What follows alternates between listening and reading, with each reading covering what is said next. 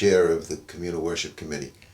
I'm here today with Barry Kolevzon, one of our past presidents and a member of the Governance Committee, to tell you about proposed changes to the bylaws and to the structure of the Board of Trustees, which the Board has already approved.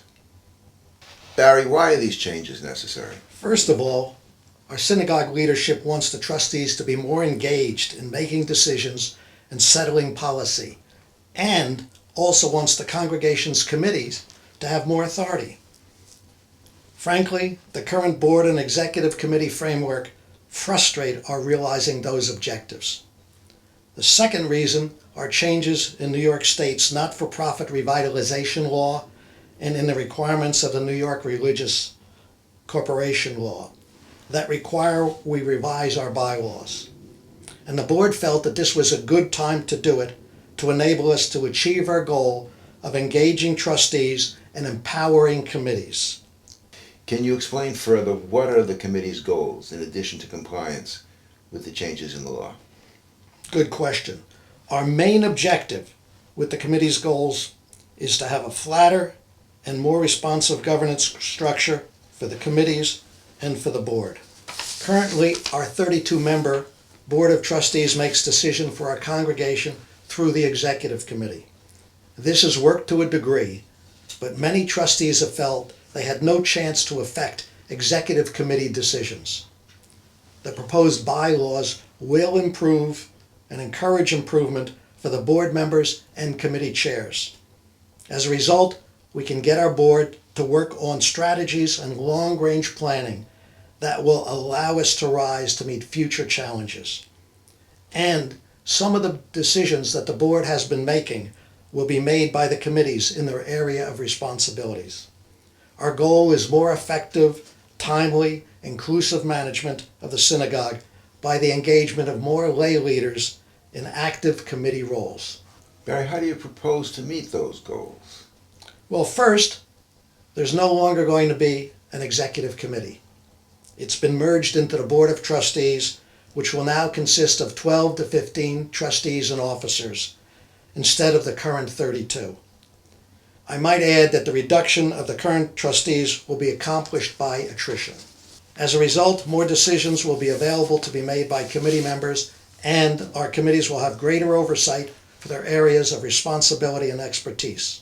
Board meetings will be open to all interested congregants as ex officio members, except for occasional executive sessions.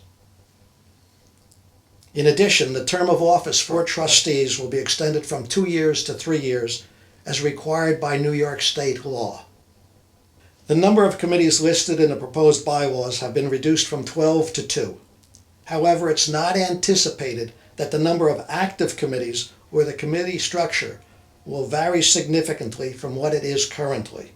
Why are we reducing the number of trustees? Great question. We're reducing the number of trustees in order to expand the number of real decision makers and to expand and encourage congregational involvement. We are decentralizing power, we're giving committees more autonomy, and as a result, the board will be made available to do what they can do best, which is strategic and long-range planning. What bylaw changes are being made to the committee structure? We have removed most of the committee names from the bylaws to give the congregation greater flexibility, to create and eliminate committees in response to our changing needs and interests. The remaining 2 committees, by the way, in the proposed bylaws are the Audit and Investment Committee that are mandated by New York State law. And finally, each officer or trustee will have specific oversight of a committee that correlates to their office. For example, the treasurer will oversee the budget committee. Barry, what additional changes do you see necessary going forward? There are 2 major changes that are being worked on. The endowment fund language and terms in the current bylaws are being updated and will be voted upon at the 2016 annual congregation meeting. Second, our new policies and procedure manual is being worked on, and when finished will be presented to the Board of Trustees for approval. Our goal, finally, is more effective, timely, inclusive management of the synagogue by the engagement of more lay leaders in active committee roles, and we will continue to seek ways to encourage congregational participation. Thank you, Barry. The Board of Trustees has approved the proposed bylaws, and we ask that the congregation vote in favor of the synagogues adopting them. Please make sure that you attend the congregational meeting on December 6th and vote yes for this proposed bylaws update. And please tell other members to attend and vote yes. We need your vote. Thank you for your attention, and Shalom.